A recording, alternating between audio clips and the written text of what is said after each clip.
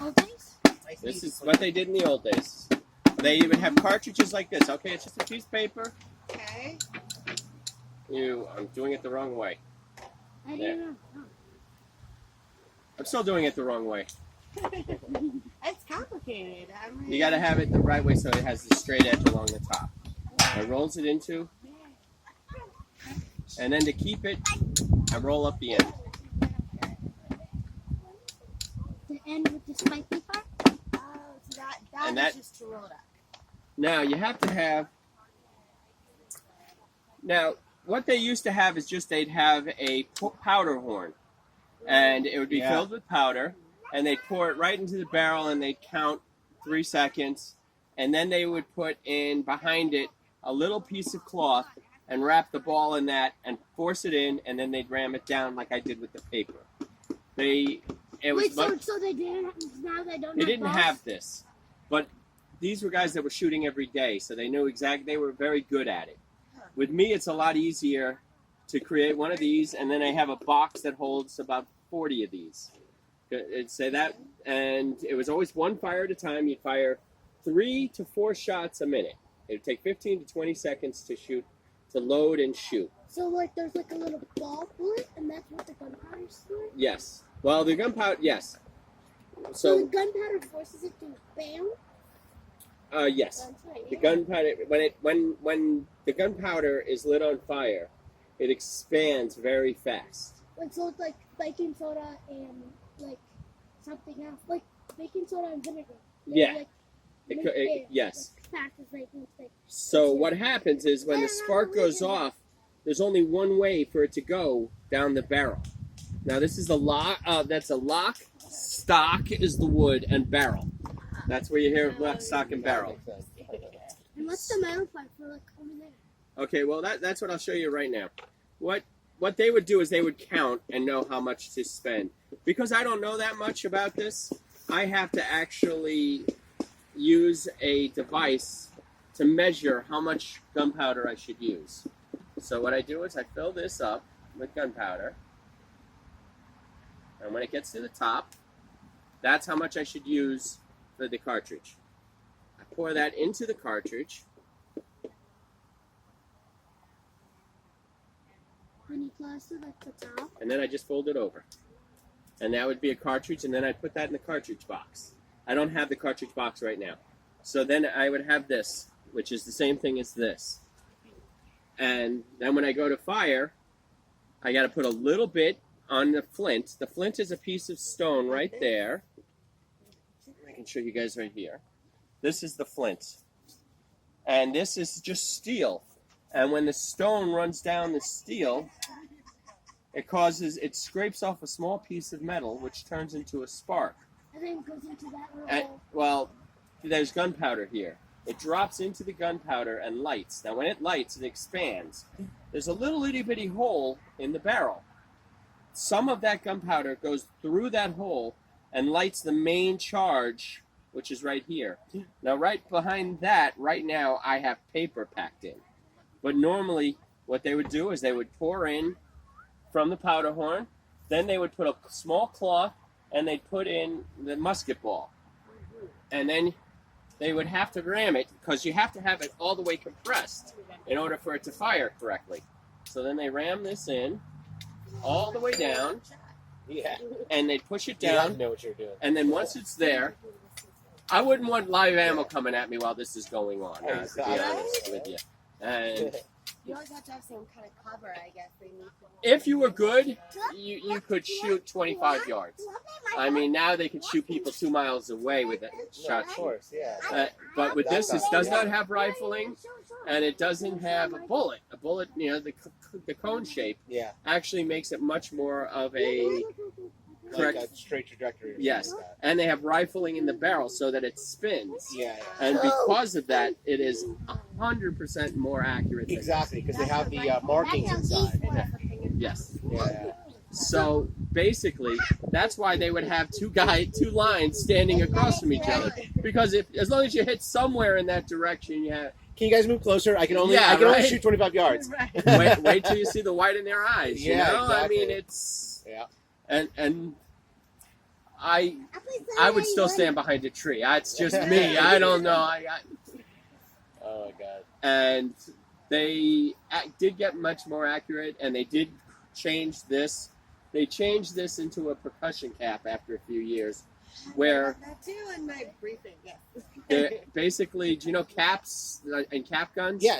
It's basically that, but the cap was centered over the hole, and then when it got hit in the back, rather than having to do all this, it just lit the gunpowder. Okay. It's the same kind of gun with the. There's two different kinds of load. There's musket load, where you load. I'm using the wrong terms. And there's breech load. Breech loads are the ones that fold in half like a shotgun. Gotcha. And you load the shell and close it and fire. Anything that fires like that. New York is very lenient on these guns, because you're not going to have a mass shooter with a musket with a flint load. It they can shoot one person, and then 20 guys are going to stop him. Yeah. So they're they could still cause a lot of damage. As long as you're not loaded, you don't have to have a license to possess it. I don't have to have a license for this at all. Even if it's loaded? Even if it's loaded.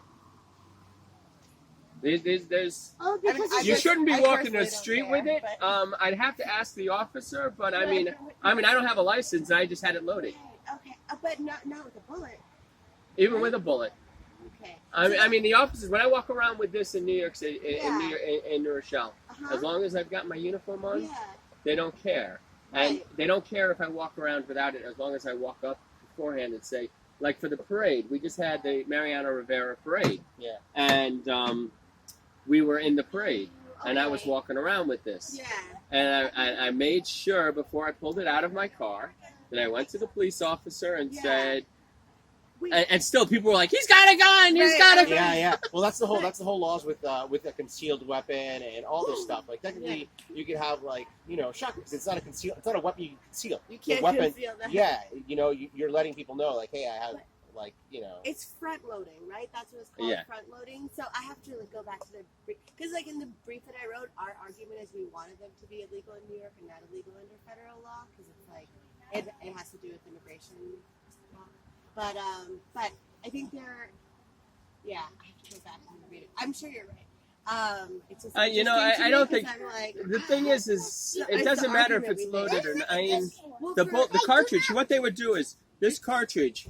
What they would do is at the very bottom, they'd put the ball in first, and then put the gunpowder on top, and then just push the whole thing in. Right. And then it's very few people could tell whether or not there's a shot in there. That makes sense. Yeah. So Yeah. I mean, with that, I could load this Mhm. in really 2 seconds and fire it. So it's now I shoot guns. Real ones. I shoot rifles at Blue Mountain Park, and they have one shot at a time. You can't use a magazine. But I also I'm a Florida resident, and I have a carry license. Mhm. And I have my pistol, and it has an 11-round magazine. Mhm. Now, if I wanted to bring that up here, I couldn't because they're illegal. Right.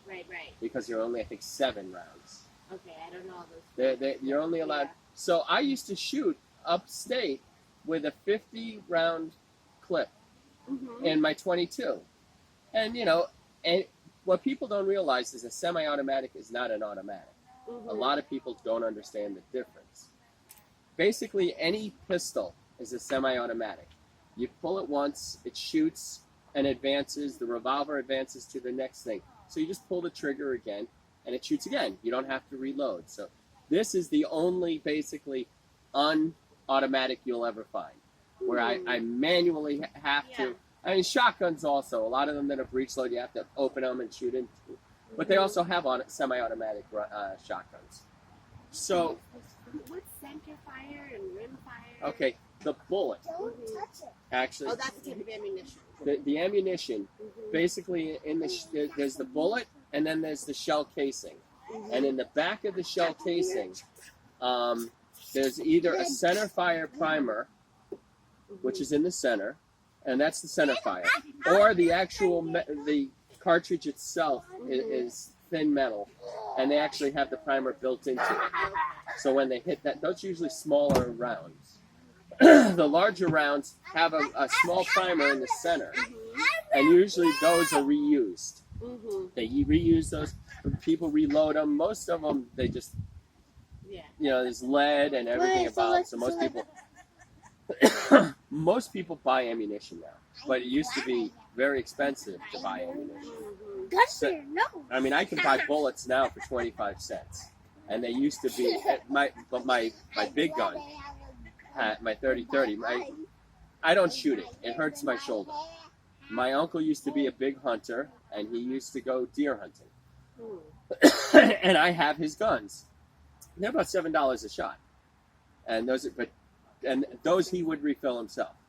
Where he gets the primer, it costs about 50 cents to refill it yourself versus buying new bullets. But with 22s or even 9mm, they're cheap ammunition. So it doesn't make sense. I don't want to be melting lead. I don't want to be doing any of that. So it just makes more sense for me to go buy. Okay. All right.